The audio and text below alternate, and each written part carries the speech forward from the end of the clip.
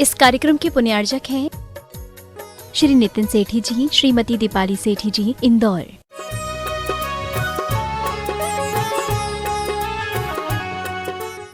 जय श्री ओम नमः सिद्धेभ्यः। जय श्री ओम नमः सिद्धेभ्यः। सर्वमंगलमांगल्यं सर्वकल्याणकारकं प्रधानं सर्वधर्माणां जैनं जयतु शासनं जैनं जयतु शासनं।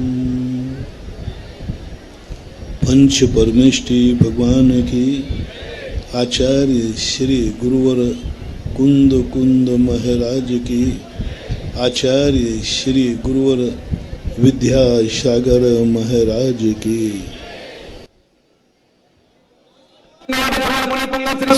महाराज की समस्त आचार्य संघ की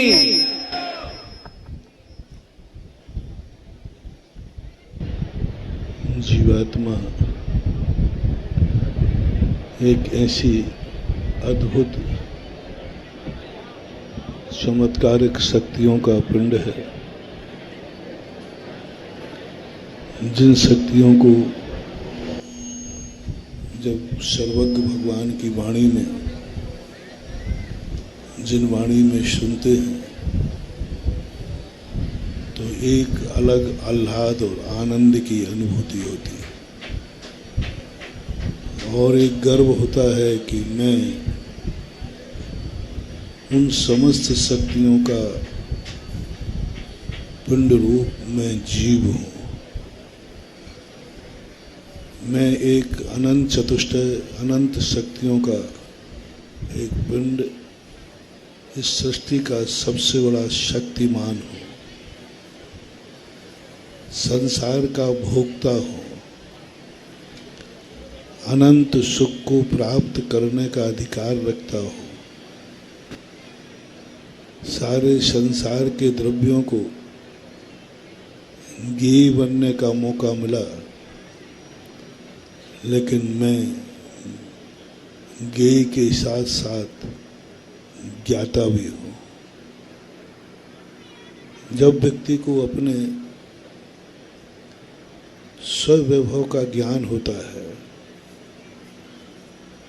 जब स्व शक्तियों का ज्ञान होता है, अपनी कुल बलदियत का ज्ञान होता है, तब एक अलग आनंद की अनुभूति होती है। आपको भी जब ये पता चले कि मैं जिस कुल में जन्मा हूँ वो कुल बहुत इज्जत वाला है, वो कुल बहुत समर्थवान है, तद्रूप मानने लग जाता है। ऐसा ही होता है मोक्ष मार्ग में। जब व्यक्ति को पता चलता है कि मेरी जीवन शक्ति, मेरी आत्मा की अनादिकाल की शक्ति बहुत वैभव संपन्न और शक्तिमान है, तब इस जीव को भी एक अलग ढंग की अनुभूति होती है।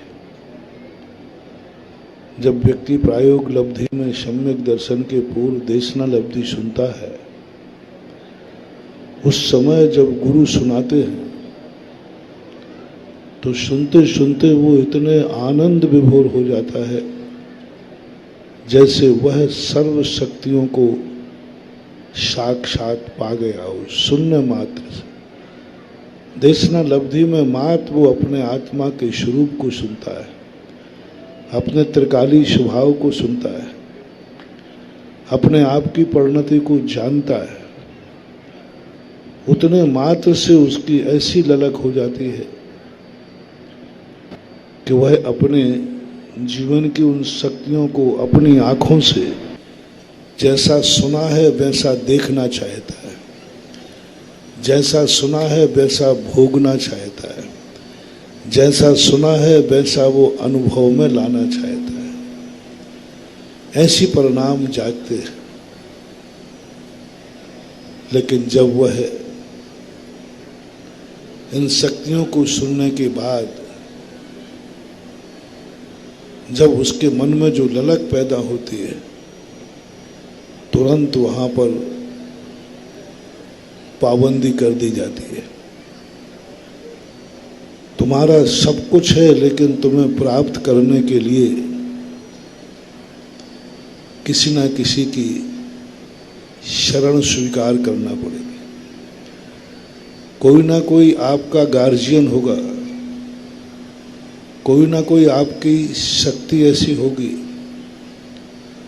और सबसे बड़ा है, तुम इस संसार में रहते हो तो संसार के जो पुद्गल कर्म हैं, इनसे बिगाड़ के नहीं चल सकते। संसार से तरने के बाद तो मोक्ष हो जाता है, फिर तो हमें इन कर्मों की जरूरत नहीं पड़ती। लेकिन संसार में दो व्यक्ति के बिना हमारा जीवन नहीं चल सकता। हमें अपने जीवन को पुद्गल को अनुकूल बनाना पड़ेगा। पुद्गल यदि हमारा अनुकूल नहीं बनता है तो हम कितने भी शक्तिमान होने के बावजूद भी इस संसार में ना हम धर्म कर पाएंगे और ना ही कर्म कर पाएंगे। दोनों कार्यों के लिए मोक्ष मार्ग में चलना है तो भी मोक्ष भली संसार से परे हो, लेकिन मोक्ष मार्ग तो संसार में ही होता है। मोक्ष मार्ग भरी संसार की नियत धाराओं से हट जाता है, लेकिन मोक्ष मार्ग में तो संसार के सारे नियम लागू होते हैं। मोक्ष में भले हमें कोई दुख नहीं दे सकता, लेकिन मोक्ष मार्ग में तो हमें कोई भी दुख दे सकता है। मोक्ष में हमें कोई लूट नहीं सकता, लेकिन संसार में कोई भी लूट सकता है। मोक्ष मार्ग में हमारे कार्यों में कोई अंतराय नहीं डाल सकता, लेकिन मोक्ष मार्ग में तो पग पग पर अंतराय आ सकते हैं। मोक्ष में हमारा कोई दुश्मन नहीं होता, लेकिन संसार में दुश्मनों की कमी नहीं है। इसलिए जब तक मोक्ष की प्राप्ति नहीं हुई, मोक्ष मार्ग में है, तब भी इसे पुद्गल जड़ कर्म से बना करके चलना पड़ेगा। इसको खुश करना पड़ेगा, इस कर्म के लिए अपने अनुकूल बनाना पड़ेगा। और मूर्ख आदमी, ज्ञानहीन आदमी बहुत जल्दी खुश होता है, उसको मनाने में कोई ज़्यादा मेहनत नहीं करता। लेकिन ये भी ध्यान रखना, नाराज भी जल्दी होता है, पता नहीं कब बिगड़ जाए, क्योंकि मूर्ख है। समझदार व्यक्ति कभी जल्दी खुश भी नहीं होता तो जल्दी नाराज भी नहीं होता। किसी को सुख नहीं देता है तो किसी को दुख भी नहीं देता है, क्योंकि समझदार है।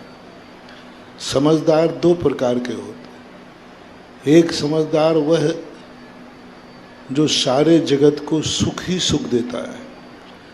उसके मन में एक ही भाव आता है कि मैं संसार को सुखी करूं, संसार को जितना सुख दे सकूं वो दूं। दूसरा ज्ञानी सज्जन वो होता है जो किसी को सुख तो नहीं देता, लेकिन किसी को दुख भी नहीं देता।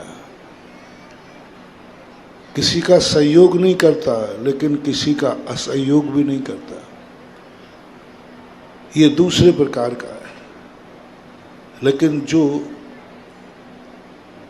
दुर्जन होता है वह अनुकूल हो जाए तो सुख ही सुख दे डाले, और प्रतिकूल हो जाए तो दुख ही दुख दे डाले। कर्म जड़ है, अचेतन है, ज्ञानहीन है। और अचेतन और ज्ञानहीन होने के कारण से उसको हमारे लिए बहुत बड़ा तैयारी करना है उसको खुश करने के लिए।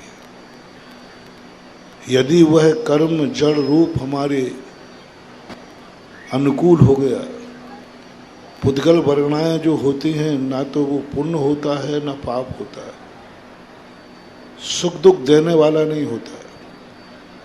हमारी जिंदगी में चारों तरफ से पुद्गल वर्णाएं भरी पड़ी हैं, ना वो हमें सुखी कर रही हैं ना दुखी कर रही हैं। लेकिन हमारे परिणामों में वो 24 घंटे इस तैयारी में रहते हैं कि तुम्हारा जीवन कैसा है। यदि कर्म थोड़ा नाराज होकर के अशुभ कर्म के रूप में बन जाए तो ये अच्छों को रुला देता है, अच्छों की जिंदगी को बर्बाद कर देता है।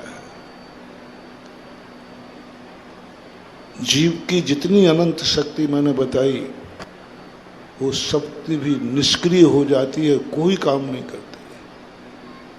मोक्ष मार्ग में भी यदि अशुभ कर्म का उदय आ जाए तो वो मोक्ष मार्ग में मंदिर भी नहीं जा पाए।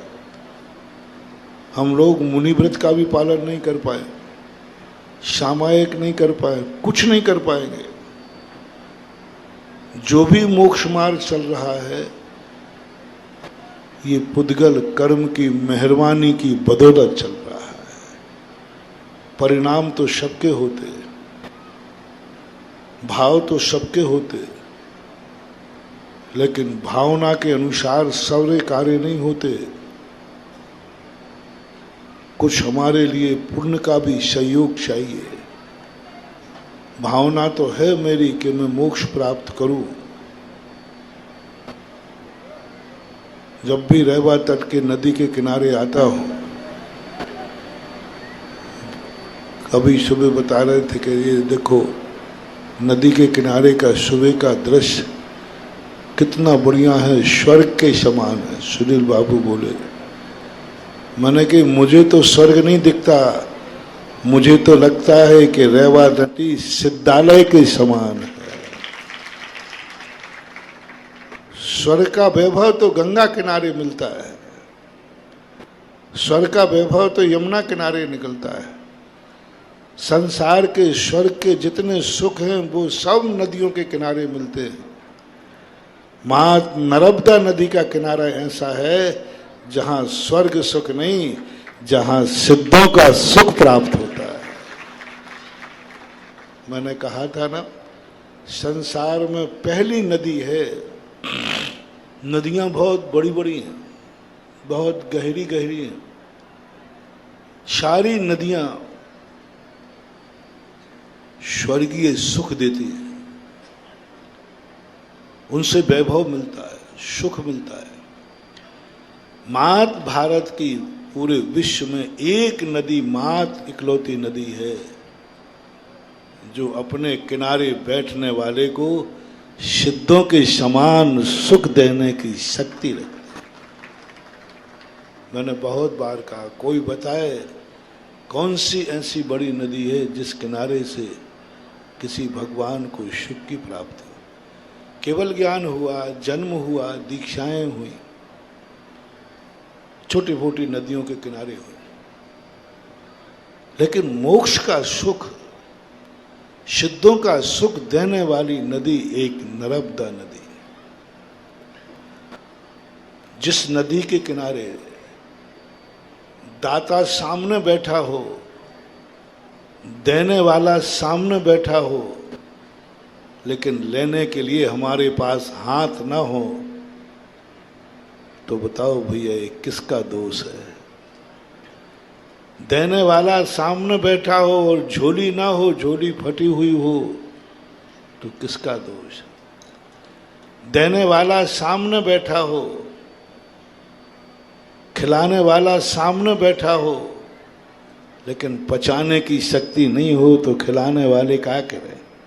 खिलाने वाला खिलाने को बैठा है, लेकिन तुम खा सको तब ना, तुम्हें पच सके तब ना, नहीं पच सकते। सब कुछ हमें सब कुछ देने वाले साधन हैं, लेकिन वह पुण्य की शक्ति की छीनता। हमें वह नदी का किनारा मिल गया जो नदी हमें सिद्धों का सुख देती है, जो सिद्ध बनाती है। ऐसे ऐसे कुलविहीन परिवारों को भी कुलवान करके मोक्ष भेज देती है। द्वय चक्री 10 काम कुमार, रावण केशत आदि कुमार, इंद्रजीत और कुंभकर्ण किनको बनाया देखो तो सही। ये सब नरक जाने वाली जीव हैं, क्योंकि इन जिन भोग विलासता को इन्होंने पाया है वो भोग विलासता तो नरक ले जाती है, दुर्गति ले जाती है। क्योंकि इन सभी को, चाहे चक्रवर्ती हो, चाहे कामदेव हो, चाहे कोई भी हो, ये भौतिक वैभव के स्वामी होते। तीर्थंकरों को छोड़कर सभी सलाका पुरुष वैभव के स्वामी होते हैं। उनकी आध्यात्मिक शक्ति प्रकट हो ऐसा कोई नियम नहीं है, ऐसी कोई नियत नहीं है। लेकिन ऐसे शक्तिमान लोगों को भी सिद्धों का सुख दे दिया। कल प्रातःकाल नदी के किनारे गए के ध्यान किया थोड़ा। नदी कहती है मैं क्या करूं। मैंने कही है नदी, तूने ऐसे ऐसे जीवों को सिद्ध गति का सुख दिला दिया, मुझे भी दे दे। मैंने इस क्षेत्र को पयोदय तीर्थ बनाया है, एक ताकत तू दे दे कि इस तीर्थ को मैं सिद्ध क्षेत्र बना दूं। और सिद्ध क्षेत्र जब भी बनेगा जब मुझे भेड़ा घाट से मोक्ष हो जाए।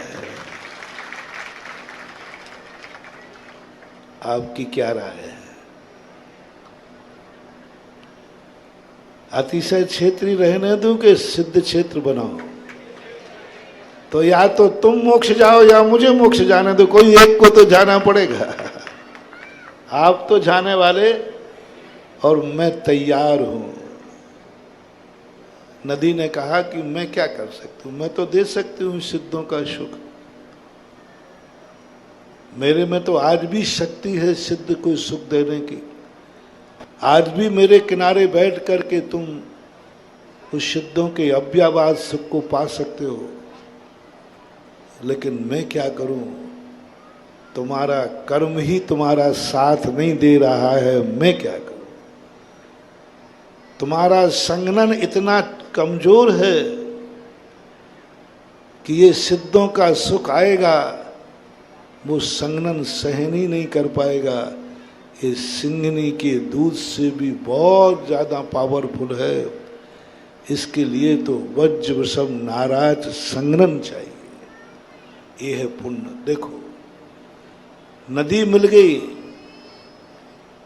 नदी समर्थ है सिद्ध सुख देने को, एनर्जी है, इसकी ताकत है नर्मदा नदी की। कितने भाग्य। पहली बात तो संसार में ऐसी कोई नदी नहीं है जो सिद्धों को सुख देने की ताकत रखती हो, किसी को सिद्ध बनाने की ताकत रखती हो, संसार से उद्धार करने की ताकत रखती हो। पहली तो है ही। भाग्य से नदी एक मिली और हमें मिल भी गई। हम उस किनारे तक पहुंच गए, हम उसके जल तक पहुंच गए। लेकिन स्वयं के पुण्य के अभाव के कारण से वो नदी जो देना चाहती है हम उसको लेने के समर्थ नहीं। ये नदी कुछ भी दे सकती है, कुछ भी देने के, लेकिन लेने की ताकत चाहिए। इसलिए मोक्ष जाने के लिए, मोक्ष मार्ग के लिए भी पुद्गल कर्म के संयोग की जरूरत है, अनिवार्य है। इसलिए जैनाचार्यों ने कहा कि तुम अपने जीवन में कुछ ऐसे कृत्य करते जाओ जिससे ये पुद्गल कर्म की जहाँ जरूरत पड़े वो तुम्हारा साथ देवे। आपके संसार मार्ग के लिए भी पुण्य की जरूरत है। पुण्य की कमी रहेगी तो तुम संसार के कार्य भी नहीं कर पाओगे, मकान भी नहीं बना पाओगे, घोड़ा गाड़ी भी नहीं कर पाओगे। पुण्य नहीं रहेगा तो इंद्र बनना चाहोगे तो नहीं बन पाओगे। कई लोग कहते महाराज जी सौधर्म इंद्र बनाओ, मुझे बनना है। बताओ किसको नहीं बनना है, ये बताओ। इस पंडाल में कौन बैठा है जो सौधर्म इंद्र और सौधर्म इंद्राणी नहीं बनना चाहती है? सब बनना चाहिए। अच्छा, कितने लोगों की भावना है कि मैं सौधर्म इंद्र बनूं, इंद्राणी बनूं? हाथ उठाना। पुरुष कम उठा रहे हैं, उनकी कम भावना देखो। लेकिन भावना प्रबल है, क्यों नहीं बन पा रहे हो? पुण्य की कमी है। ऐसा पुण्य ही लेकर के नहीं आए कि जब हमें ये कार्य करने को मिलेगा तब मेरा पुण्य पीछे नहीं हटेगा, मेरा पुण्य सबसे आगे रहेगा। बनना चाह रहे हो, लेकिन मात इसलिए नहीं बन पा रहे हो कि पुद्गल कर्म तुम्हारा साथ नहीं दे रहा है। पुद्गल कर्म ने तुम्हारे लिए इतना धन नहीं दिया कि तुम कंपटीशन कर सको।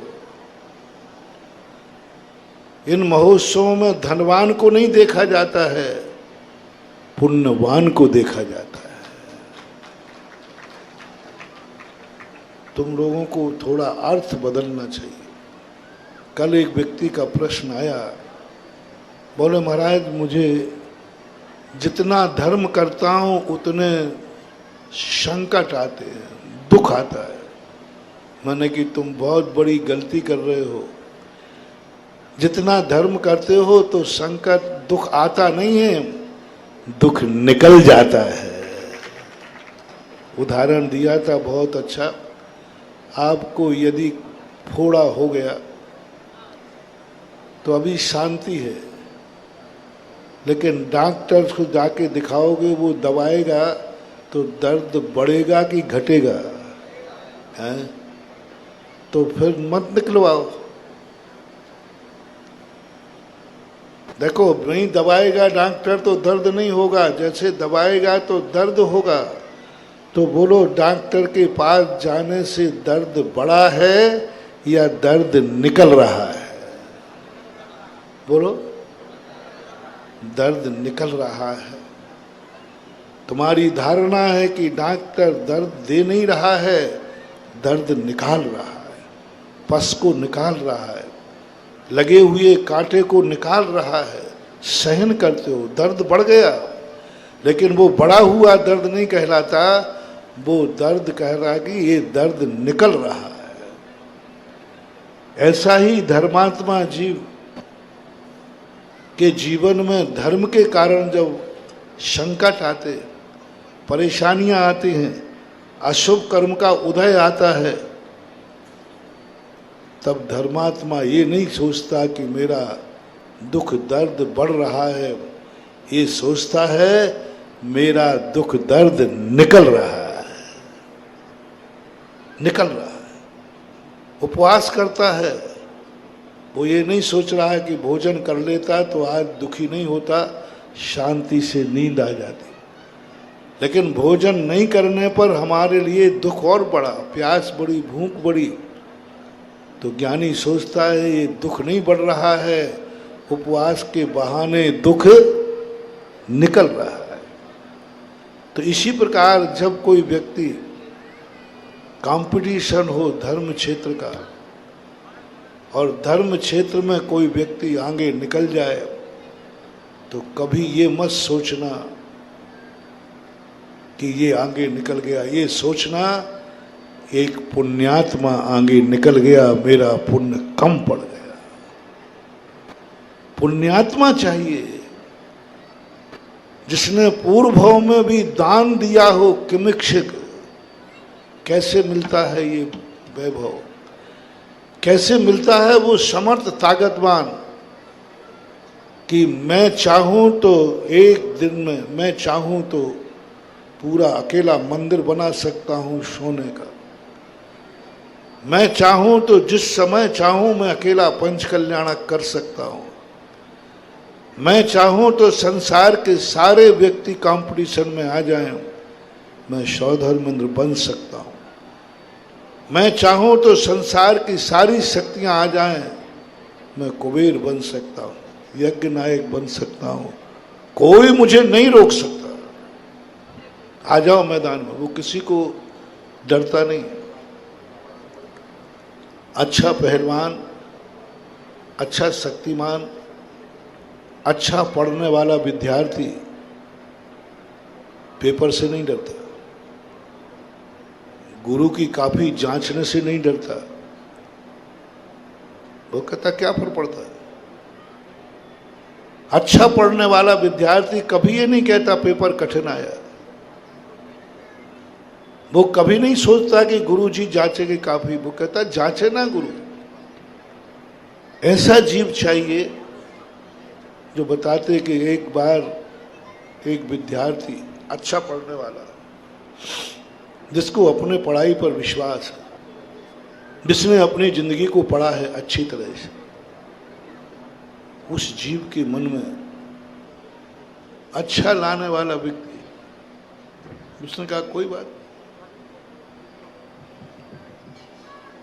पेपर आया,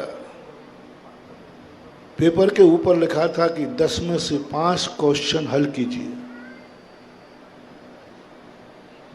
सारे विद्यार्थी खुश। जो गधा नंबर के थे वो कहते 10 में से 5 क्यों, 20 में से 5 हो जाता तो मजा आ जाता। और गधा तो क्या कहता है, नहीं 100 क्वेश्चनों में से 5। जितने क्वेश्चनों में से कम करना पड़े, समझ लेना आपकी योग्यता उतनी कमजोर है। एक विद्यार्थी के मन में भाव आया, गुरुजी मुझे क्या समझते हैं, मैंने साल भर मक्खियां भगाई हैं क्या? गुरुजी क्या समझते हैं, साल भर मैंने मक्खियां भगाई हैं क्या? साल भर में मैंने माँ बाप को धोखा दिया है क्या? साल भर का अंदर अंदर मैंने क्या माँ बाप की फीस यूं बर्बाद की है क्या? जो गुरुजी ने पढ़ाया मैंने सब पढ़ा है, जो पढ़ाया मैंने सब पढ़ा है। फिर 10 में से 5 क्वेश्चन कहना मेरे ऊपर ये दया क्यों की जा रही है? अर्थात गुरुजी मुझे मूर्ख मानते हैं, बुद्धू मानते हैं, बेईमान मानते हैं, असमर्थ मानते। उसको ये गुरु की चुनौती स्वीकार नहीं है। गुरु को अपने चेले पर विश्वास नहीं है, गुरु को अपने विद्यार्थी पर विश्वास नहीं है कि मैंने पढ़ाया है, इसने पढ़ा होगा। उसको इतना तेज आया, इतना तेज आया कि 3 घंटे में कोई व्यक्ति कितना भी करे 5 क्वेश्चन से ज्यादा हल कर ही नहीं पाएगा। और टाइम इतना तेज आया, इतना तेज आया कि उस 3 घंटे में पेपर के 10 क्वेश्चन हल कर दिए और नीचे लिख दिया, गुरुजी 10 में से 5 जांच लीजिए। वे गुरुजी कैसे होंगे और वो चेला क्या, जो गुरुजी को चुनौती दे रहा है 10 में से 5 जांच लीजिए। काफी गुरु के पास पहुंची। गुरु कहते इस छोकरे की इतनी हिम्मत, इस छोकरे की इतनी हिम्मत, देखता हूं मैं सबसे लास्ट के क्वेश्चन जांचूंगा, क्योंकि विद्यार्थी पहले अच्छे लिखता है, बाद लास्ट के क्वेश्चन जांचूंगा। पहले 10 पढ़ता हूं, जो कमजोर क्वेश्चन लिखा होगा वही जांचूंगा मैं। लेकिन उसका तो चुनौती थी अपनी पढ़ाई पर, अपने विश्वास पर। 10 क्वेश्चन जांच लिए, गुरुजी 10 में से 1 नंबर कम नहीं कर पाए। 10 मास्टरों ने जांचा लेकिन नहीं कर पाए। ये है चुनौती। बस आज दुनिया के अंदर मैं यही प्रसंग तुम्हें देना चाहता हूं, अपनी जिंदगी में कुछ एक ऐसा कार्य करो। ये पंच कल्याणक इसी की मिसाल है, इसी के शिक्षा के केंद्र हैं। इसलिए ये पंचणा किए जाते हैं, विधान किए जाते हैं, अनुष्ठान किए जाते हैं कि तुम ऐसी स्थिति में ऐसे पुण्य का बंद कर लो, ऐसे पुण्य का बंद कर लो कि संसार की ऐसी कोई भी शक्ति नहीं है जो तुम्हारा कंपटीशन कर सके। तुम जिस समय चाहो वह बन सकते हो। कंपटीशन जो करना चाहो वो करो। तुम चाहो कि मैं सोने का मंदिर बनेगा भेड़ा घाट में, तो बनेगा, बनेगा। तुम चाहो तो बोलो, अंदर से बोलो। ये बताओ, सोने का मंदिर बन जाए तो क्या बुराई है? बोलो ना सब। बताओ भाई गोटे गांव वाले, सोने का यदि मंदिर बन जाए भेड़ा घाट में तो कोई बुराई? आप लोग सहपुरा वालों, पीछे वालों, सबका समर्थन है ना? बन जाना चाहिए ना? हाँ महाराज बन जाए, बहुत अच्छी बात है, कौन मना करेगा। लेकिन कौन बनाएगा? महाराज आप ही बनाओ या देवता को बुलाओ। मंदिर बनना चाहिए, सबकी भावना है। इस भावना में कोई कमी नहीं। बस एक पुण्यात्मा वो चाहिए है दुनिया में जो ये कहे, गुरु के मुख से जो निकलेगा वह मैं करने के लिए समर्थ हूं, मैं करूंगा, मैं करूंगा। मेरी आत्मा में भाव आ गया कि मंदिर सोने का बनना चाहिए भगवान, तो मैं बना दूंगा। मैं इतना समर्थ हूं। कभी यदि तुम्हारे मन में भाव आ जाए कि मेरा मंदिर सोने का हो, बना सकोगे? बना सकोगे? भावना है, भाव आए लेकिन नहीं बना पाए। गुरु ने कहा लेकिन नहीं बना पाए, असमर्थता। कहा गुरु ने, भावना भी है कि गुरु के मुख से जो निकले वो मैं कर दूं, लेकिन महाराज कैसे कर दूं? अभी तो पत्थर के ही बनाने की ताकत नहीं, और हमने क्या भावना की? सोने का। कभी विचार करो महान, कि मिक्षित जिंदगी जियो, कि मिक्षित जिंदगी जियो। जैसी जिंदगी चाहना चाहूं वैसी जीऊंगा, जिस समय जो करना चाहूं वह करूंगा, जिस समय जो मेरे मन में आओगा वो करूंगा। ऐसी शक्ति कब मिलेगी? तुम्हें कोई नहीं कह रहा हूं, मैं भी शामिल हूं इसमें। मेरे पास भी इतना पुण्य नहीं है कि जो मैं चाहूं वो कर लूं। कहा था ना अभी, मैं चाह रहा हूं, मेरी भावना है कि भेड़ा घाट को सिद्ध क्षेत्र बना दूं और यहीं से मैं सिद्धालय चला जाऊं। लेकिन वो पुण्य कहाँ है? वो नसीब कहाँ है?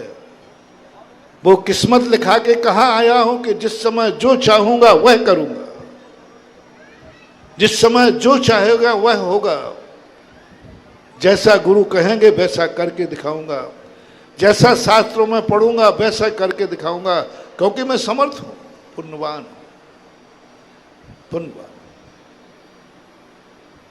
नहीं कर पाया। कितनी भावनाएं हैं धर्मात्मा जीवों के धर्म करने की, लेकिन जब शक्ति की तरफ देखते हैं तो पीछे हट जाना पड़ता है। तुम मुनि बनना चाहते हो, बहुत सारे नहीं बन पा रहे।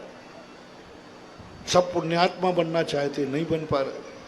सब जान रहे हैं कि क्या करना चाहिए क्या नहीं करना चाहिए, लेकिन जो करना चाहिए वो नहीं कर पा रहे हैं, और जो करना नहीं चाहते कई बार वह करना पड़ रहा है। क्यों?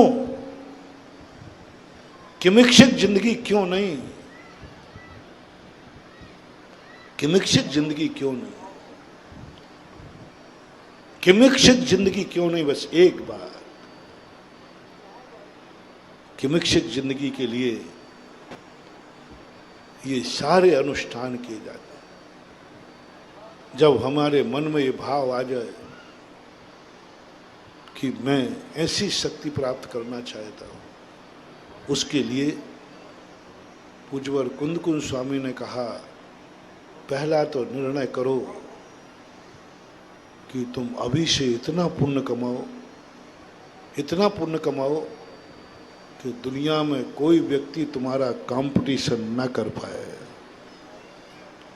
पंच कल्याणक में वो पुण्यात्मा जीव चाहिए, भावना नहीं। विधान में भावना होती है, पूजा में भावना का महत्व होता है, जाप देने में भावना का महत्व होता है, उपवास करने में भावना का महत्व होता है, मुनि बनने में भावना का महत्व होता है। लेकिन मोक्ष जाने में भावना का महत्व नहीं, योग्यता का महत्व होता है। मुनि 6 संज्ञान वाले बन सकते, कोई भी भावना करे जिस समय चाहे, हीन से हीन संज्ञान वाला भी मुनि बन सकता है, हीन से हीन संज्ञान वाला भी मुनि बन सकता है, कितना भी कमजोर शक्तिमान मुनि बन सकता है। असंप्राप्ता सिपाट का संज्ञान वाला भी मुनि व्रत धारण कर सकता है। भावना चाहिए। मुनि बनने के लिए कोई ज्यादा ताकत नहीं चाहिए, भावना चाहिए। प्रतिमा लेने के लिए कोई ताकत नहीं चाहिए, भावना चाहिए। त्रियंश भी ले लेता। पूजा करने के लिए कोई भावना नहीं चाहिए, ताकत नहीं चाहिए, भावना चाहिए। मेंढक भी कर लेता है। भगवान की भक्ति करने के लिए कोई ताकत नहीं चाहिए, भक्ति मेंढक भी कर लेता है।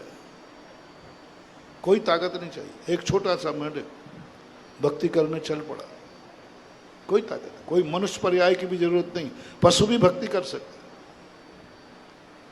लेकिन भगवान बनने के लिए भावना ही काम नहीं करेगी, जन्म जन्म का पुण्य काम करेगा। वज्र शब्द बहुत बड़ा सोच मैंने किया। मुनि बनने के लिए कोई ताकत की नहीं। असंप्राप्त सिपाट का संगन वाले भी चौथे काल में भी मुनि होते थे। लेकिन भगवान बनने के लिए तो एक ही मात वज्र सब नाराज संगन चाहिए, वो तो हमें कमाना पड़ेगा।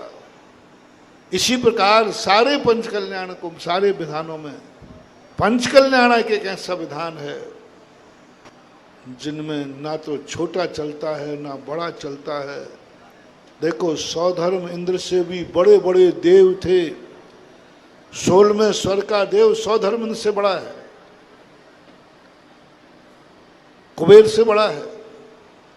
सौधर्म तो पहले स्वर का है, वो 22 सागर की आयु वाला है, ये 2 सागर की आयु वाले।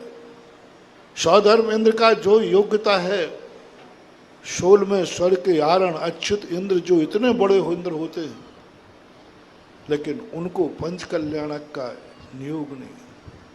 भगवान की भक्ति सब करेंगे, नंदीश्वर सब देव जाएंगे, चारों निकाय के देव जाएंगे, लेकिन जब पंच कल्याणक की बात आएगी तो पूरे स्वर्गों में मात्र वह सौधर्म इंद्र है जो जन्म जन्म का पुण्यात्मा है, वो ही इस दस्तूर को करता है।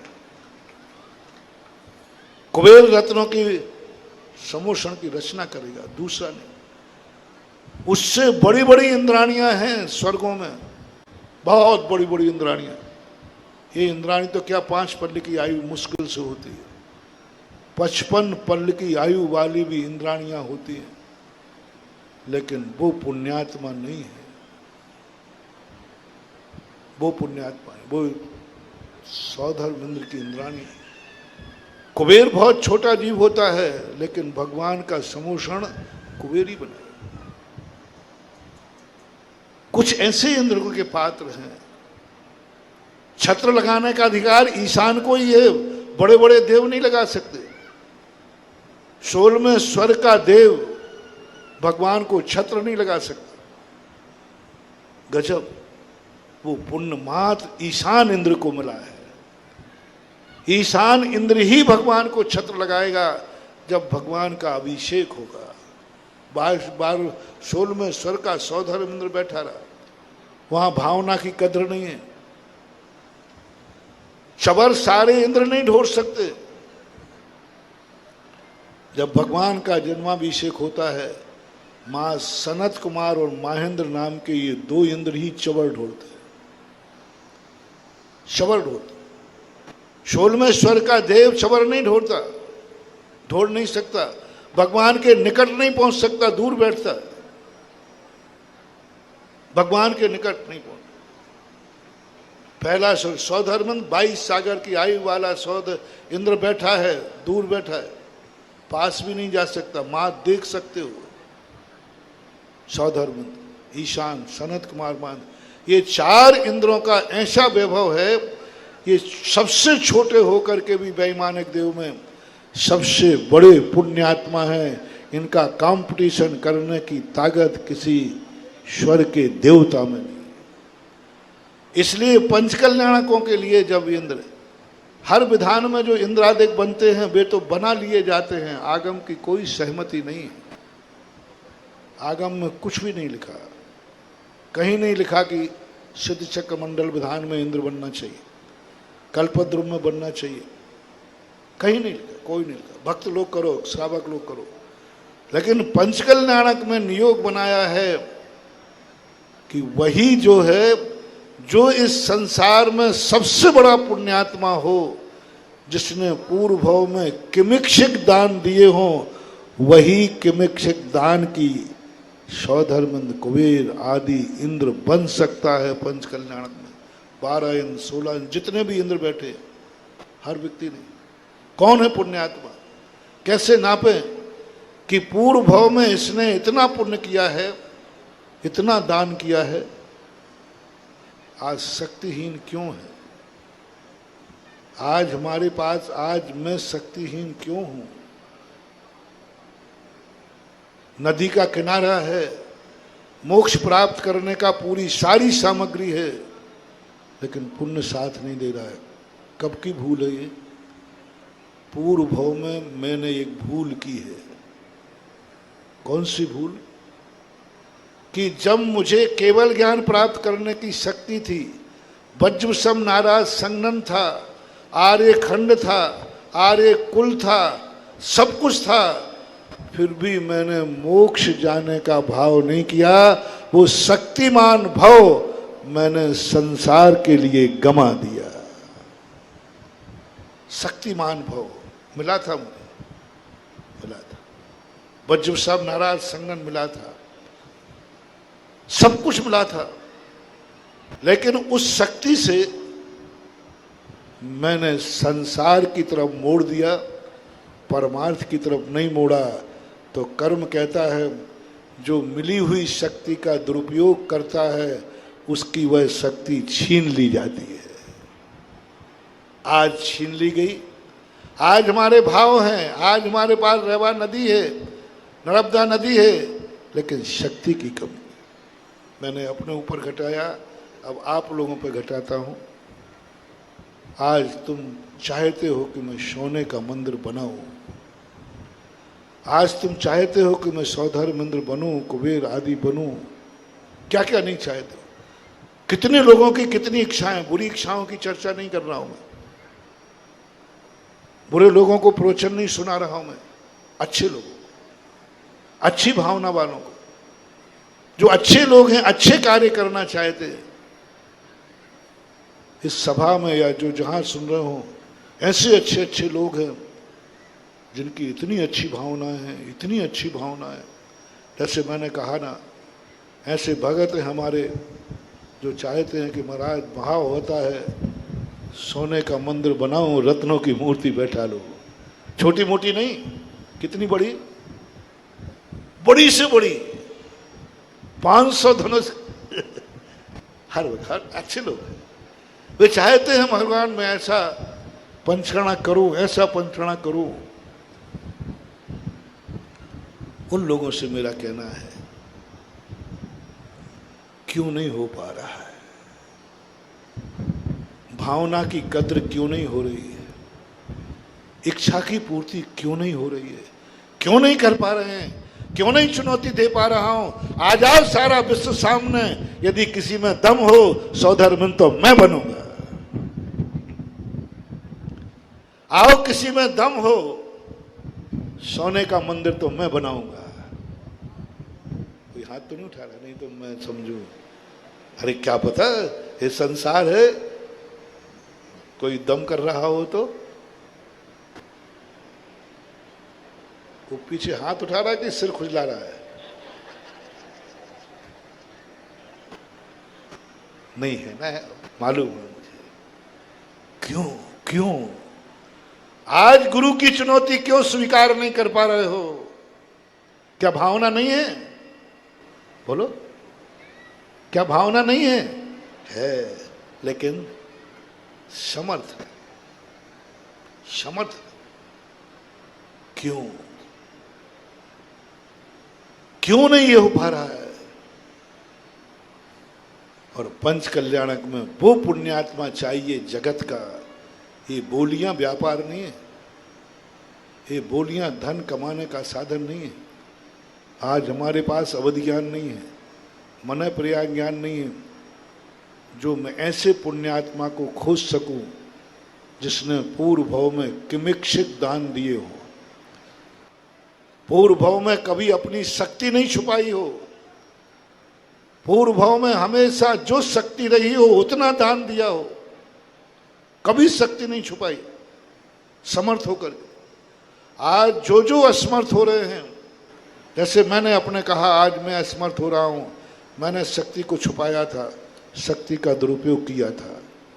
आज वह केवल ज्ञान प्राप्त करने की शक्ति मेरे पास नहीं है, ये मुझे सजा मिली, ये मुझे दंड मिला, क्योंकि आज शक्ति हूं बता रहा है मैंने शक्ति का दुरुपयोग किया है। रिपीट करो, आज शक्तिहीन होना बता रहा है कि मैंने शक्ति का दुरुपयोग किया है। जिसके लिए मुझे शक्ति मिली थी वह मैं, हमने उस शक्ति का उपयोग नहीं किया, कर्म ने मेरी शक्ति छीन ली। मोक्ष जाने की शक्ति मैंने पाई है, आगम गवाह, एक बार नहीं,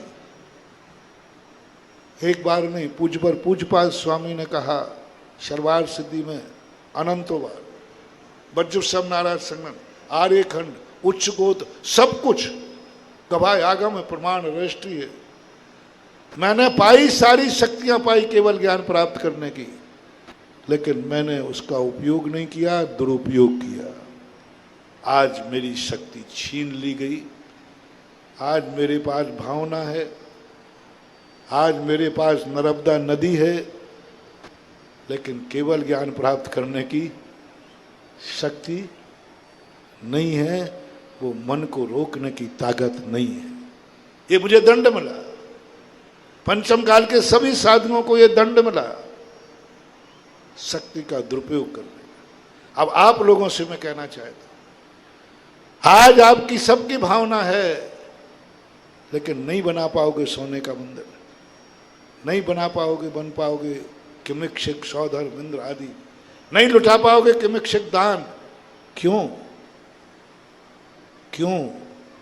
आपको इस कर्म ने, आपको इस दुनिया ने अनंतों बार इतना शक्तिमान बनाया कि तुम सोने का एक मंदिर नहीं 72 मंदिर बना सकते थे, इतने शक्तिमान थे तुम सब।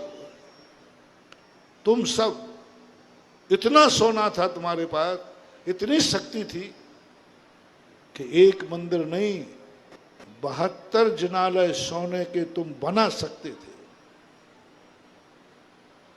तुम सारी दुनिया को मंदिरों से पाट सकते थे, सारी दुनिया की गरीबी दूर कर सकते थे, शक्ति थी। लेकिन तुमने मेरे जैसा, तुमने भी गलती की, उस धन से तुमने मंदिर नहीं बनाए, रावण जैसे लंका में महल बना डाले। जब लंका सोने की बन सकती है तो बोलो मंदिर नहीं बन सकता क्या? जब रावण लंका को सोने की बनाने की शक्ति पा गया तो क्या मंदिर नहीं बना सकता था? बना सकता था। लेकिन उसने धन का क्या किया? आप जितने लोग असमर्थ हो रहे हैं आज, अपनी भावनाओं को पूरी नहीं कर पा रहे हैं, उपादान दृष्टि लाओ, अतीत की तरफ जाओ। भावना पूरी क्यों नहीं हो पा रही? कि विकसित जिंदगी क्यों नहीं जी पा रहे हो? पूर्व भाव में एक अपराध तुमने किया है। जब तुम्हें समर्थ दिया था, धन दौलत दिया था, तब तुमने कंपटीशन नहीं किया, तब तुमने भाव नहीं किया, तब तुमने उस धन का दुरुपयोग किया। तो लक्ष्मी ने अभिशाप दिया कि जाओ, आज मैं तुझे समर्थ बनाती हूं, तू धर्म नहीं कर रहा है, तू बोली नहीं ले रहा है, शक्तिमान होकर के, शक्तिमान होकर तू जिनालय नहीं बना रहा है, शक्तिमान होकर के तू धर्म नहीं कर रहा है, तो जा, लक्ष्मी अभिशाप देती है, कल तेरी भावना होगी लेकिन तेरी शक्ति नहीं होगी। भावना होगी लेकिन शक्ति नहीं होगी। कंपटीशन, तू चुनौती नहीं दे पाएगा दुनिया को, दुनिया तेरे से आगे निकल जाएगी और तू देखता रह जाएगा। ये गलती आज की नहीं है, आज के पैसे की नहीं, ये अतीत में की हुई। आज की मेरी भूल नहीं है कि मैं मोक्ष प्राप्त नहीं कर पा रहा हूं, आज तो मेरी पूरी भावना है, पूरी भावना। कल 2 मिनट को ध्यान में बैठा, बस यही भाव आया, हम लोगों ने कहा चलो एक जाप करते, जाप तो गौण हो गया, ध्यान में चला गया, एक ही भाव आया। आज की गलती नहीं है, आज तो पूरी विशुद्धि है, आज की मेरी कोई भूल नहीं, आज मेरी भावना बहुत पवित्र है, आज मेरी भावना में, लेकिन मेरी भावना की कोई कद्र नहीं है, मेरी भावना सफल नहीं हो पा रही है। मैं नर्मदा नदी के किनारे होकर के भी मोक्ष नहीं जा पा रहा हूं, ये मेरी भावना। जिनवाणी कहती बेटा ये आज की भूल नहीं है, ये भूल तूने पूर्व भाव में की है, उसकी सजा मिली है तुझे। आज की भूल नहीं, आज बताओ मेरी क्या भूल है, मेरी भावना में क्या कमी है? क्या मैं मोक्ष नहीं चाहता हूं? क्या मैं नर्मदा किनारे नहीं आया हूं? जिनवाणी कहती आज की भूल है ही नहीं तेरी, आज की भूल तो कुछ सवाल ही नहीं उठता। आज तो तू कहीं चूक ही नहीं रहा है, आज तू एक एक चीज को जान रहा है। नर्मदा को जान गया, नर्मदा के पानी को जान गया, नर्मदा के किनारे को जान गया, सब कुछ जान गया। आज की भूल नहीं है, लेकिन अतीत में की हुई अपराध की सजा तो आज ही भोगना पड़ेगी ना। तूने अतीत में भूल की है। महानुभाव, आप लोग भी जब किसी भावना को पूरी न कर पाओ, अपने अतीत की भूल पे जाओ। मेरे अतीत भवों में मेरे पास शक्ति थी, समर्थ था, मैं जो चाहे कर सकता था, लेकिन मैंने नहीं किया, मैंने नहीं किया, मैंने उसका दुरुपयोग किया। परिणाम स्वरूप उस लक्ष्मी ने अभिशाप दिया, कल तेरी भावना होगी लेकिन कंपटीशन में फेल हो जाएगा। वो जो हो चुका वो तो हो चुका। आज उन शक्तिमान लोगों से मेरा कहना है, आज जितनी शक्ति अपने पास है उतनी शक्ति का आप सदुपयोग करें। आज यदि मुनि बनने की शक्ति है तो बन जाओ, आज यदि व्रती बनने की शक्ति है तो व्रत ले लो, आज मंदिर रखने की शक्ति है तो मंदिर जाओ, आज अभिषेक करने की शक्ति है तो अभिषेक करो, आज माला फेरने की शक्ति है तो माला फेरो, आज रात्रि भोजन त्याग करने शक्ति है तो छोड़ दो, आज बिना आलू प्याज के खाने की जिंदगी जी सकते जो आज कम से कम जो शक्ति मिली है उस शक्ति को नहीं छुपाना तो अगली बार फिर किमिक्षिक वरदान हमें मिल जाएगा। आज शक्ति मत छुपाओ। वो शक्ति तो नहीं है जो हम जी सके, वो शक्ति तो नहीं है जैसी हम जी सके, जैसा हम जीना चाहते, वो तो नहीं है, लेकिन कुछ तो है कि नहीं? बोलो ना, कि बिल्कुल ही नहीं है। वो शक्ति तो नहीं है जैसी हम जीना चाहें वैसी जी लें, लेकिन इतना भी नहीं कि मेरे पास कोई शक्ति ना हो। तो यह बुंदेलखंड का पूर्ण मांगलिक महोत्सव होगा। आज ध्वजा ने भी बता दिया कि यह गजरत महोत्सव सारे लोगों के लिए बहुत सगुन होगा। जैन अजैन सब लोगों से कहना है, ये पता नहीं आगे मिले या नहीं मिले, इतने सालों से अपन गजरत में भगवान नहीं देख पाए, वर्षों से, और ये जब भगवान गजरत के ऊपर बैठे उस समय का दर्शन, एक वैभवशाली समय आपका बहुत पूरा हो गया। आज सब कुछ मांगलिक शुभ है। आज बहुत बड़ी बातें आप लोगों से की, आप लोगों से चर्चा की, आप समझें। मेरे तो एक ही भावना है, हमारा हर भक्त एक दिन इतना समर्थ बने कि जिस अच्छे कार्य करने की भावना हो उस अच्छे कार्य करने का समर्थ प्राप्त हो। अच्छे कार्य करने, अतीत में जो भूल हो चुकी है वो तो हो चुकी है, आज भूल नहीं करना।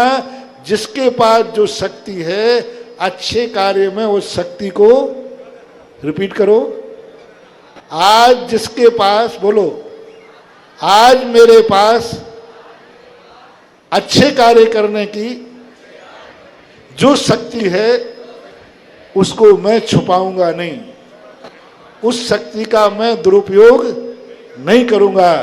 तो कुंद कुंद ने जो मंत्र दिया है वो मंत्र किमिच्छिक शक्ति में परिवर्तित हो सकता है।